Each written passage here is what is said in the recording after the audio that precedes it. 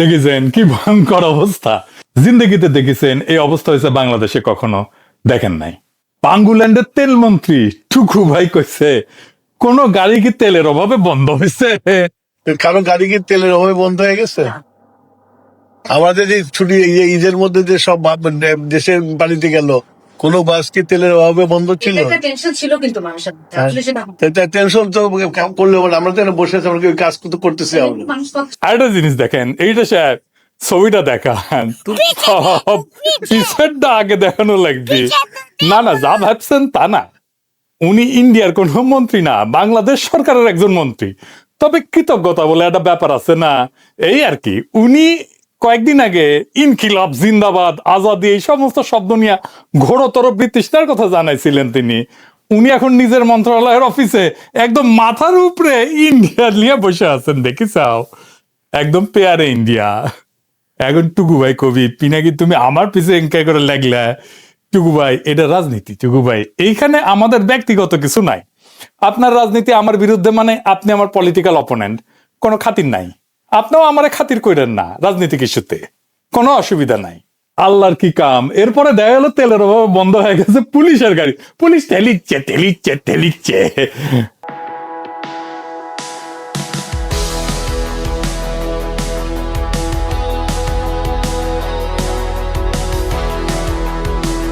দেখেছেন বিয়ে করতে যাইতেছে, দেখেন টেলিচ্ছে গাড়ি দেখেন। রাজবাড়ির পাংশায় বিয়ে করতে এসে বিপাকে পড়লেন বর। আমি বিয়ে করতে যাচ্ছি, তেল নেই, এখন তেলের জন্য ওয়েট করতেছি। এই জায়গায় তেল দেবে, তারপরে এই জায়গাতে আমরা যাবো। তেল দেওয়ার পরে তেল না হলেই আমরা বিয়ে করতে পারতেছি না। বিয়ে করতে গিয়ে পুরো এনার্জি গাড়ি ঠেলতে যদি শেষ দিয়ে ফেলে তাহলে তো মহা বিপদ, তাই না? আর সমঝোতা উজির করছে কোন পাম্পে গিয়া তেল পেতেছে না, আমার কন আমি ব্যবস্থা করবো। তেল পাচ্ছে না, আমাকে বলেন কোন পাম্পে গিয়ে পর্যাপ্ত তেল পাচ্ছে না? মালিক সমিতির নেতারা এখানে আছেন, বিচ্ছিন্ন ভাবে না, আপনাদের সমিতির নেতারা এখানে আছেন, আমাকে জ্ঞাত করেন তেল দেওয়ার দায়িত্ব আমার, পাচ্ছেন? হ্যাঁ ঠিকই কইছে, ইঞ্জিনিয়ারিং করে ক্ষমতার দিকে মনে হয় বেশি তেল জমিছে, তাই ওর না আগুন দিলে শুয়ে শুয়ে পড়বি তেল। হ্যাঁ বুঝি চাও, মির্জা ফখরুল আবার দুঃখ কইয়া কইছে যে বিএনপি যখনই ক্ষমতাতে আসে তখনই একটা করে ঝামেলা আসে। দেখেন বিএনপির গভর্নমেন্টে যখনই আসে তখনই একটা করে ঝামেলা আসে আর কি, এর আগেও দেখা গেছে। এবার তো বড় এসছে ইরান যুদ্ধ, এই যুদ্ধের ফলে যে আপনার তেলের দাম টাম বেড়ে গিয়ে তো একটা বড় রকমের সমস্যা তৈরি হয়েছে। এরা রাষ্ট্র চালিতে এসছে নাকি শুকু খাইতে এসছে? ইলেকশন করে দেওয়ানা হয়ে গেছিল, তারপরে ইন্ডিয়ার আমেরিকার আশীর্বাদ নিয়ে সিভিল মিলিটারি ব্যুরোক্রেসিকে দিয়ে ইলেকশন ইঞ্জিনিয়ারিং করে ক্ষমতাতে এসেছে। এখন কান্দ কেন বাবা? কাইন্দা সারা জীবন যাবে। এক মাসে তো বেড়া ছাড়া করে ফেলিছেন মির্জা সাহেব, আরো হবে বেড়া ছাড়া। কয়ে রাখলাম, লিখে রাখেন, ঝামেলা ছাড়া কোনো রাষ্ট্র আছে? দুনিয়ার কোন সরকার আছে বা ছিল যার এক বা একাধিক ঝামেলা সামলাইতে হয় নাই? সেই জন্যই তো রাষ্ট্রে আসে, ক্ষমতায় আসে। হাসিনারে কোভিড আর তারপরে ইউক্রেনের যুদ্ধ মোকাবেলা করতে হয় নাই। এদের রাষ্ট্র চালানোর কোনো ইচ্ছা নাই, আসছিল ক্ষমতা উপভোগ করতে, সেটা উপভোগ করতে পারছে না, তাই তার মহা আফসোস। এর মধ্যে খবর হয়েছে জ্বালানি আমদানিতে অতিরিক্ত খরচ হবে প্রায় $5 বিলিয়ন। হাতে একেবারে হারিকেন বিএনপি রেজিমেন্ট। যাও আরো ইঞ্জিনিয়ারিং করে ক্ষমতা যাও, ওই পাপের প্রাশ্চিত্য করাই নেবে খোদা তালা। এইভাবে কয়ে দিলাম। এরা বুঝেই না সংকট কেন, আর এরাও বুঝে না কেমনে এই সংকটটা কাটানো যাবে। তাহলে এই সংকটটা হলো কেন, এটা আমাদের বোঝা লাগবে, তাই না? তাছাড়া ধূর পাঠাবি আমাদেরকে। আসেন আমরা দেখি সংকট কেন হইল। কারণ বাংলা লুথার কিং এর প্ল্যান আছে। মনে রাখবেন, we have a plan, we have a plan for the people and for the country. ইনশাল্লাহ আমরা সেই প্ল্যান বাস্তবায়ন করব। এই প্ল্যানই এই দুর্ভোগের কারণ। আমার ক্ষুদ্র ভাতার ভগিনীরা কবে দাদা আপনি বিএনপি কে দেখতে পারেন না তাই ইনকা করে করছেন। দেখতে পারি না কথা সত্য, কিন্তু আমি যে বিএনপির সমালোচনা গুলো করি সেগুলো তো হুদাই করি না। আজকের ভিডিও দেখলে বুঝতে পারবেন যে এই জনদুর্ভোগের সবচেয়ে বড় কারণ বাংলার লুথার কিং এর প্ল্যান, বাংলার লুথার কিং নিজে। এখন তারেক রহমানের চাকর বাকররা এসে কইতে পারে এটা কি শুধু বাংলাদেশে হইতেছে, ফ্রান্সে হইতেছে না? ভাবখানা মন ওরা সকাল বিকাল আইফেল টাওয়ারের নিচে বসে নাস্তা করে। জি না, ফ্রান্সে বাংলার লুথার কিং আর বাংলার লুথার কিং এর উজির বাহিনীর মতো ফার্স্ট ক্লাস গেজেটেড ভালচুন মন্ত্রী নাই। তাই ফ্রান্সে এই ঘটনা ঘটে নাই। আসেন দেখে নেই কোন কোন রাষ্ট্রে এই তেল নিয়ে সমস্যা হইতেছে আর কেন হইতেছে। যে যে দেশে ক্রাইসিস হইতেছে সেই দেশগুলোতে বাংলাদেশের মতো একই কারণে ক্রাইসিস হইতেছে। মানে বাংলাদেশ যেই কারণে ক্রাইসিস সে একই কারণে ক্রাইসিস। প্রথমে শ্রীলঙ্কা, সেখানে সরকার রেশনিং করছে তেলের, তারপর আরো কড়াকড়ি করছে, এমনকি গাড়ির নাম্বার প্লেটের জোর বেজোর সংখ্যার ভিত্তিতে ফুয়েল দেওয়ার নিয়মও করছে। এই জন্যেই লাইন বেরিয়েছে, হাহাকার হয়েছে বাংলাদেশের মতো পলিসি। তারপরে স্কুল, বিশ্ববিদ্যালয়, সরকারি অফিস বন্ধ রাখার মতো পদক্ষেপও নিছে ফুয়েল বাঁচাইতে, তেল বাঁচাইতে। যদিও আমাদের মতো লাইন না, ছবি দেখেন রয়টার্সের ছবিতে, বুঝেছেন, কিন্তু পলিসি এক। এরপর কেনিয়াতে সমস্যা হচ্ছে, তবে রয়টার্স কইছে মাত্র 20% আউটলেট এটা সমস্যা হয়েছে। এখানে ইন্ডিপেন্ডেন্ট রিটেলার এরা সংকটের কথা বলছে, শর্টেজের কথা বলছে, আর দাম নিয়ন্ত্রণে রাখার কারণে পাম্প লেভেলে চাপ বাড়ছে। মানে বাংলাদেশের মতো এখানে পলিসি, বুঝেছাও। এরপরে কম্বোডিয়া, এইখানে পাম্প বন্ধ হয়েছে। 18 মার্চে রয়টারের রিপোর্ট অনুসারে এক সময় এদের প্রায় 1/3 পেট্রোল স্টেশন বন্ধ হয়ে গেছিল। পরে সিঙ্গাপুর আর মালয়েশিয়া থেকে সাপ্লাই আনায় সেটা কমানো হয়েছে। দেখেছ, দেশগুলো দেখো, দেশগুলো সব মার্কা মারা একেবারে। তাহলে বাংলাদেশ, কম্বোডিয়া, শ্রীলঙ্কা, কেনিয়া এই দেশগুলোর মতোই তাহলে একটা বাংলাদেশ। অস্ট্রেলিয়াতে শর্টেজের পকেট দেখা গেছে, বিশেষ করে নিউ সাউথ ওয়েলসে 24 মার্চের রিপোর্টে বলা হইতেছে যে 51টা সার্ভিস স্টেশন পুরোপুরি ফুয়েল শূন্য হয়ে গেছে। 51 মাত্র। আরো বহু স্টেশন ডিজেল ছাড়া চলতেছে, মানে অন্য ফুয়েল আছে কিন্তু ডিজেল নাই। মাত্র 51টা পেট্রোল স্টেশন, আমাদের মতো সারা দেশ না। তবে একই সময় ফেডারেল সরকার বলছে যে ন্যাশনাল সাপ্লাই এটা স্টেবল আছে, অর্থাৎ ওইখানে ব্যাপারটা এখনো বাংলাদেশ স্টাইল এর মতো সারা দেশব্যাপী এরকম প্যানিক তৈরি হয়ে যায়নি, বরং এটাকে বলা যেতে পারে আঞ্চলিক সমস্যা আর কি, রিজনাল ডিসরাপশন বলা যেতে পারে। ভারতের গুজরাটেও লম্বা লাইন দেখা গেছে, সেটা মূলত গুজবের কারণে প্যানিক হয়েছে, সেই জন্য কিনতে গেছে তেল, এই জন্য হয়েছে। কয়েক ঘন্টার কিউ হয়েছে, কিন্তু সরকার এবং তেলের কোম্পানিগুলো বলছে সাপ্লাই নর্মাল ছিল। তার মানে শ্রীলঙ্কা, কেনিয়া, কম্বোডিয়া, অস্ট্রেলিয়ার কিছু অংশ, এমনকি ভারতের কিছু শহরে তেলের জন্য লাইন দেখা গেছে এবং সাপ্লাইয়ের কিছু ডিসরাপশন হয়েছে। কিন্তু বাংলাদেশ আর শ্রীলঙ্কার ক্ষেত্রে আজ তেলের জন্য মানুষ লম্বা লাইনে দাঁড়ায় আছে, ঘন্টা পর ঘন্টা, হাহাকার, উৎকণ্ঠা, গুজব, পাম্পে ঠেলাঠেলি। আর এই দৃশ্য দেখা তারেক রহমানের চাকর বাকররা আপনাকে বোঝাইতে চাইবে, দেখেন না মধ্যপ্রাচ্যে যুদ্ধ, হরমুজে টেনশন, সংকট তো হবেই না। পত্রিকা বলে জ্বালানির চাপ, মন্ত্রী বলে সংকট নাই। আর তারেক রহমানের চাকর বাকররা বলে সারা দুনিয়ার সংকট, তাই বাংলাদেশেও সংকট। মানে এরা কি বলবে সেটাও এরা ঠিক করতে পারে না, যা মাথায় আসতেছে সেটাই কয়ে দিতেছে। মানে কোনোভাবে কোনো বিরোধিতা আসলে সেখানে এসে একটা যুক্তি দিয়ে দেবে, কিন্তু এই যুক্তির আগা মাথা নাই কোনো। রয়টার্স নিজেই বলছে যে মূল সমস্যা হইতেছে প্যানিক বাইং, তাই ফুয়েল রেশনিং পর্যন্ত করতে হয়েছে। মানে তেল আসা পুরোপুরি বন্ধ হয়ে যায়নি, কিন্তু মানুষ আতঙ্কে বেশি কিনতে ঝাঁপায় পড়ছে। এটা সরকারের কথা, মানে বিএনপি সরকারের কথা, মানে বিএনপি রেজিমের কথা। তাইলে তারেক রহমানের চাকর বাকররা কেন বলে সংকট হবেই? মানে এরা কোনোভাবে এই রেজিমের কোনো ক্রিটিসিজম করতে দেবে না, অথবা এদের মন্ত্রী যেটা বলতেছে সেটাও তারা শুনে না। যেভাবেই হোক সমালোচনা বন্ধ করতে হবে। আমি কিছু লিখলে একদম ঝাঁপে পড়ে আসে কমন বক্সে। এই জন্যই বলি এরা চাকর বাকর, এরা রাজনীতি করতে আসে নাই। যুদ্ধ মধ্যপ্রাচ্যে, কারণ প্রশ্ন হইলো বাংলাদেশ কি শুধু মধ্যপ্রাচ্য থেকে তেল আনে? না। তাহলে মধ্যপ্রাচ্যের সমস্যা এলে কেন বাংলাদেশের সংকট হবে? আমারে বুঝা, আমাদের বাংলাদেশের পুরা তেলের ব্যবস্থাপনাটা বুঝে দেখতে হবে। তাইলে আমরা বুঝবো কোথায় এই সমস্যা। আর এই রেজিমের চাকর বাকরেরা আমাদেরকে দূর পটাইতেছে। তাহলে প্রথমে আমরা বুঝে নিই কই কই থেকে আমাদের তেল আসে। বাংলাদেশে ক্রুড অয়েল বা যেটাকে অপরিশোধিত তেল বলে, এটা আমাদের রিফাইনারি আছে, সেখানে রিফাইনারিতে যায়, মানে পরিশোধন করে ব্যবহার করা লাগে। তার বড় অংশ আসে সৌদি আরব থেকে, ইউনাইটেড আরব আমিরাত থেকে, ইরাক থেকে, মোট 63%। কিন্তু রিফাইন্ড ফুয়েল যেমন ডিজেল, পেট্রোল, ফার্নেস অয়েল, সেগুলো বড় অংশ আছে সিঙ্গাপুর, মালয়েশিয়া, ভারত থেকে। 45% আসে সিঙ্গাপুর থেকে, আর 22% আসে মালয়েশিয়া থেকে। মূলত আসতেছে তো সিঙ্গাপুর আর মালয়েশিয়া থেকে আর ইন্ডিয়া থেকে। ভারত কিন্তু তেল উৎপাদন করে না, সিঙ্গাপুরও করে না, কিন্তু এদের রিফাইনারি আছে, সেখানে অপরিশোধিত তেল আসে, পরিশোধন করে সারা দুনিয়ায় বেচে। ফার্নেস অয়েল মানে যা দিয়ে বিদ্যুৎ কেন্দ্র চলে, কারখানায় যায়, মানে এটা ভারী তেল আর কি, তার 57% আসে সিঙ্গাপুর থেকে, আর 39% আসে মালয়েশিয়া থেকে। শুধুমাত্র সিএনজি আসতো মূলত মধ্যপ্রাচ্য থেকে। সিএনজিতে সমস্যা হচ্ছে না, সমস্যা হচ্ছে গাড়ির তেলে, পেট্রোল আর অক্টেনে। আজব ব্যাপার, পেট্রোল আর অকটেন তো বাংলাদেশের যা চাহিদা তা বাংলাদেশে উৎপাদিত হয়, কোনোভাবে হিসাব মেলে না তো। পেট্রোল অকটেন তো আর আমদানি করতে হয় না। তাইলে দেখেন বাংলাদেশ তো শুধু সৌদি আরব থেকে আনতেছে না, নানা জায়গা থেকে সোর্সিং করতেছে। আর যেখানে যেই তেলের জন্য লাইন, সেই তেল তো মধ্যপ্রাচ্যের উপরে নির্ভরশীলই না। এবার বুঝেছেন তো আমি কেন তারেক রহমানের চাকর বাকরদের মূর্খ সোদা বলি? এদের না আছে কোনো কাজ, না আছে বুঝার ক্ষমতা, না আছে আর্গুমেন্ট তৈরির ক্ষমতা। তাইলে সমস্যা কোথায়? কেন বিএনপি এভাবে মাখায় ফেললো? সমস্যা সিস্টেমে। তেলের সোর্সিং ডাইভার্সিফাই করছে কিন্তু সিস্টেম ডাইভার্সিফাইড না। এটার মানে কি? এটা বুঝা কই, মানে তেলের সরবরাহ রাষ্ট্রীয় প্রতিষ্ঠানের মনোপলি, একচেটিয়া রাষ্ট্রীয় প্রতিষ্ঠান করে।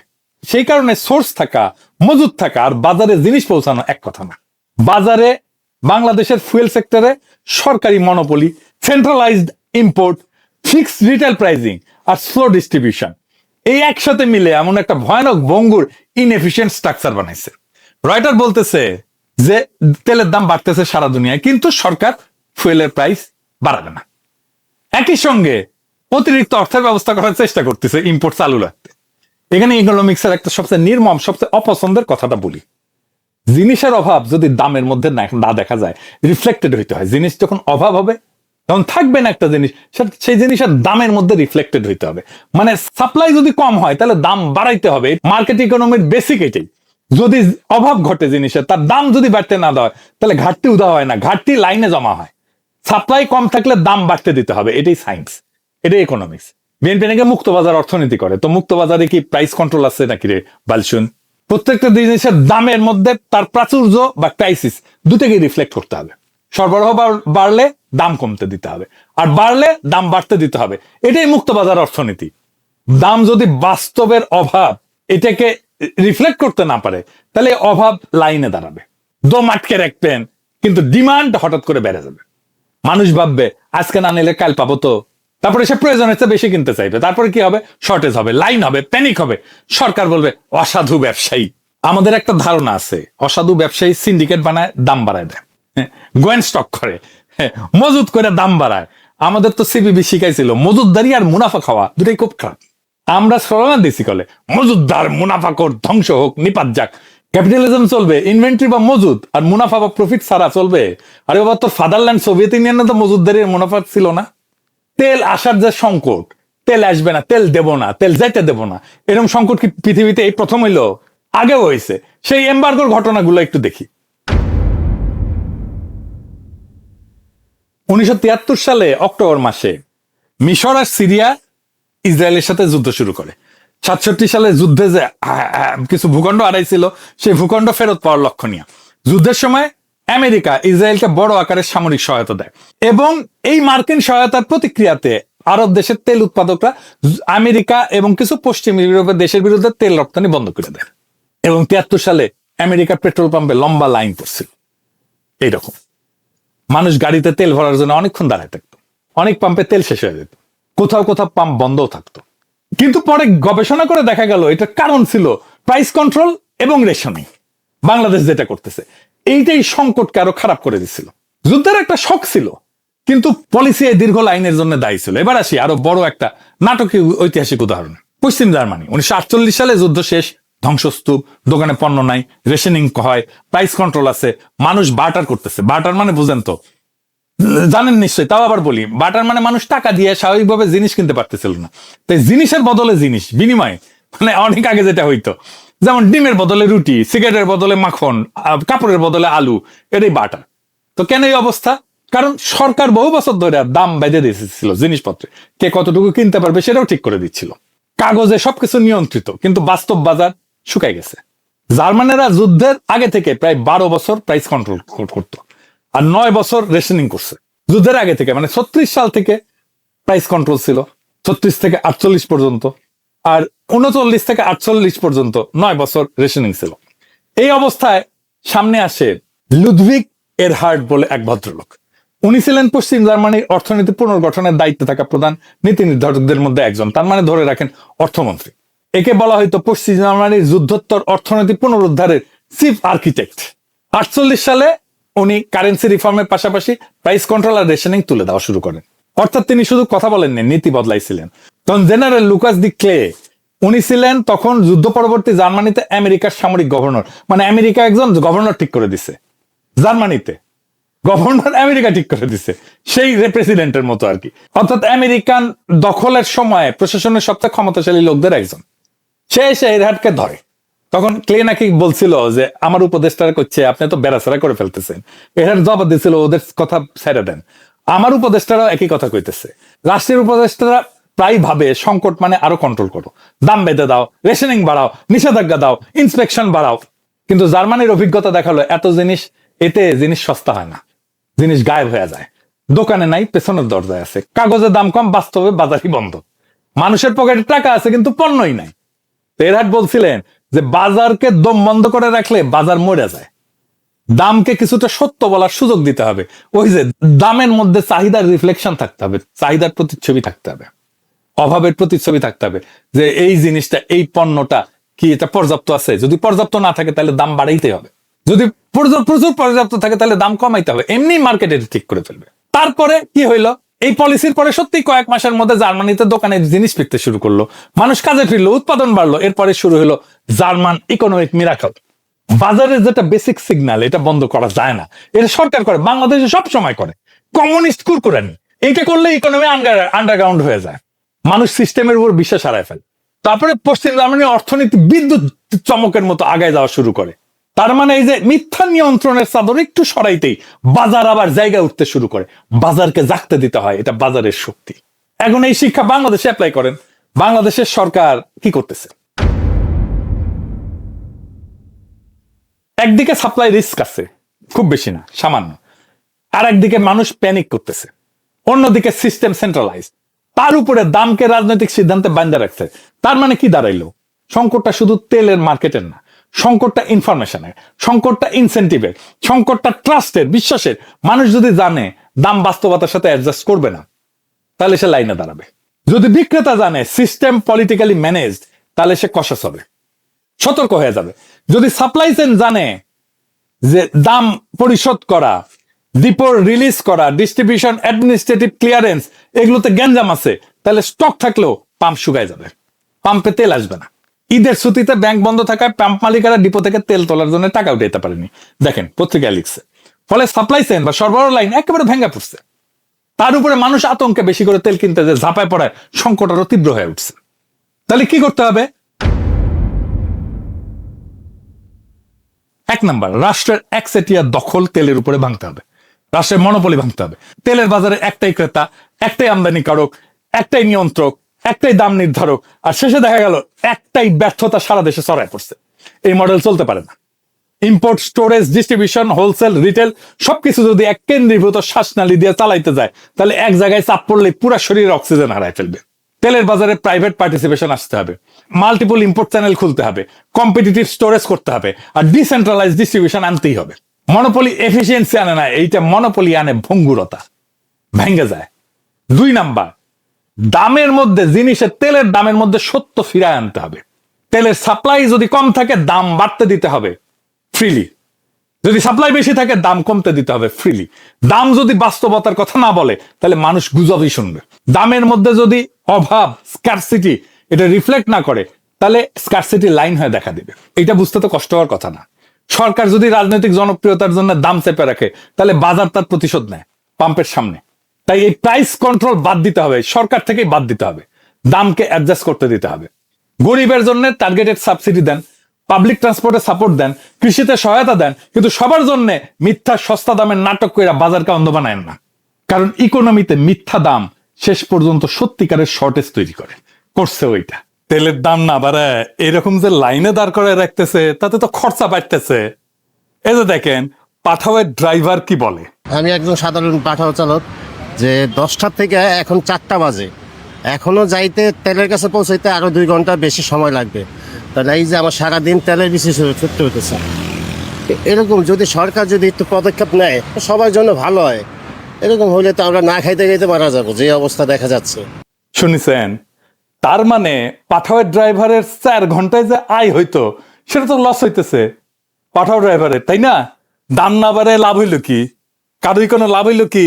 3 নাম্বার, সরবরাহ ব্যবস্থাকে যুদ্ধকালীন তৎপরতায় পুনর্গঠন করতে হবে। তেল কেনা হয়েছে কিনা, জাহাজ আসছে কিনা, এটা শেষ কথা না।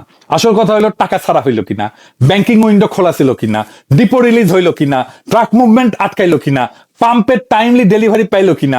বাংলাদেশের সবচেয়ে বড় অংশ কিন্তু পাম্পে না, কাগজে, আমলাতান্ত্রিক জটিলতায়, ডিপোতে না, ফাইলে, তেলের ট্যাঙ্কারে না, এটা সচিবালয়, এটা অফিসে। এইখানে ইমার্জেন্সি প্রোটোকল লাগবে।